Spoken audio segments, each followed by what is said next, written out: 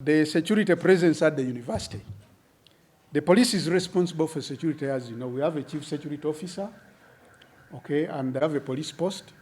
But on many occasions, the security, they assess the situation, okay?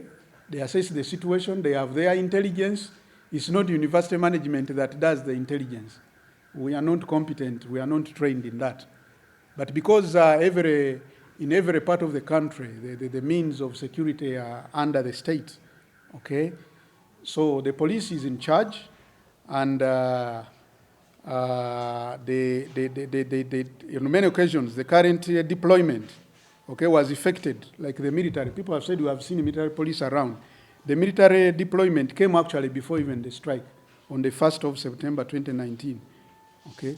And whenever police deems it fit, it enlists the assistance of other sister security agencies, and entirely that is their discretion. So it is not true that the management of the university invited the security agencies to come and brutalize and beat up the students and all of that. No, the security agencies analyze the situation, analyze the threats from the past experience that I have alluded to, and the examples I've given too. Strikes of students tend to have turned to be violent.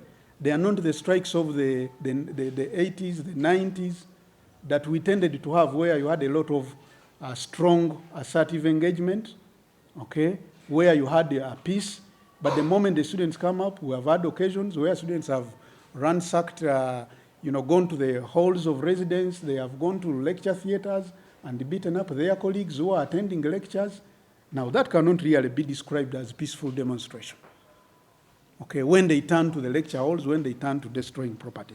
So depending on the magnitude of the threat, the discretion is with the security agencies, and indeed, in this situation, they made the deployment.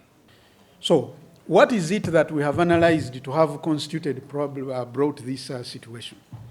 There is a rampant abuse in some sections of the students, okay, but also elsewhere in other schools and institutions. We have seen, because on many occasions, you see the behavior of students, the habits, the rampant abuse of drugs and other substances, because that is really a serious matter. It's not a mere allegation, but I'm not saying all of the students are up to drugs. No, there are just a few elements, because you realize that the agitators, they are a handful of people, of scores of individuals who continuously, and some of them actually were students here, they are no longer students, okay? Many of them were discontinued on academic grounds. Others were discontinued on disciplinary grounds. Others have received different sanctions. Others have retakes. Because we are getting that information from the people who are at the forefront of the what? The strikes many occasions. On many occasions. The majority you find that they are associated with this. But also, when the university management took charge of some places, halls of residence and the houses, they realized that actually a number of students were involved in these substances and all that. It's a serious concern. And why we are saying also that partly, it's almost inconceivable that students would consider rioting at night, because why do you riot at night?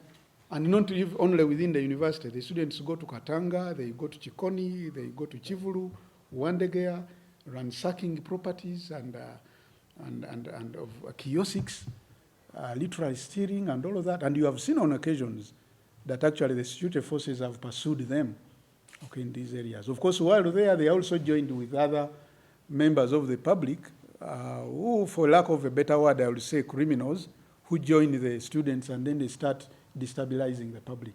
Because if the issue is in Makerere, why don't you remain in Makerere? But they go around ransacking, and which we really condemn in the highest terms possible. The other issue is that one of the timing of this unrest, the students, because like I have said, the policy came out last year, and all of this has been known.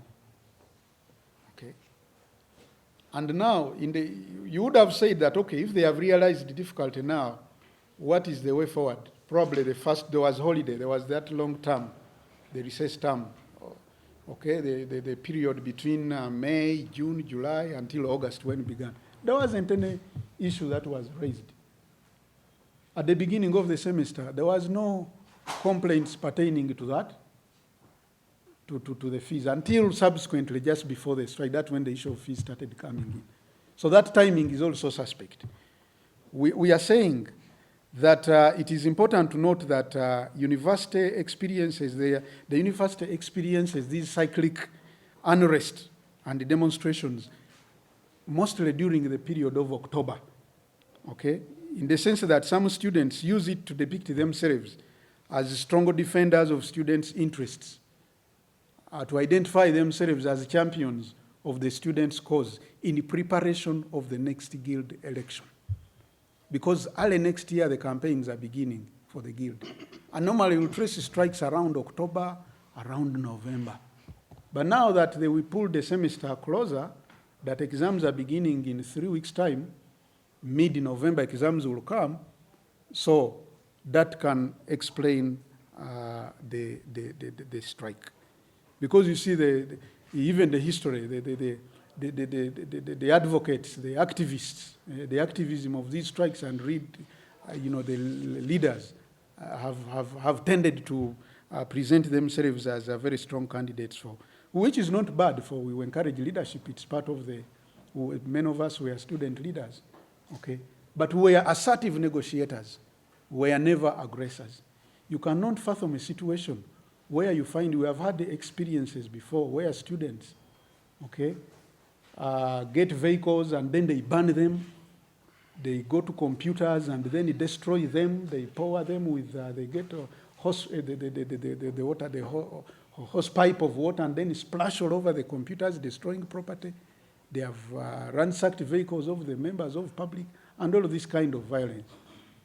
Okay, so you don't know, is that really a fees issue? So the timing is what we are speaking to, that many students use this opportunity to do what? To utilize that in order to position themselves for the next opportunities of the guild, which is opening way. Because after exams immediately next month, when they begin, then there will be the holiday, the Christmas break. Then when they come back, there will be what? There will be the guild campaigns beginning. A lot of external forces keep on coming and getting infiltrated in the students' politics. Well, we don't have any problem, the students engaging in active political community, because everybody is a political community, and the students have a right to do that. But then you get a lot of, occasions where you see external forces coming in for non-students, trying to propel this kind of violence, and trying to discourage any engagement, any peaceful engagement with the university management and leadership. Yeah, so the other dilemma, of course, relates to the fact that every year, and this is a dilemma, every year, the leadership of the Students' Guild retire from the Guild cabinet. The president and his ministers, they retire every year, and the entire parliament, the GRC. And then you have a new leadership coming in every year.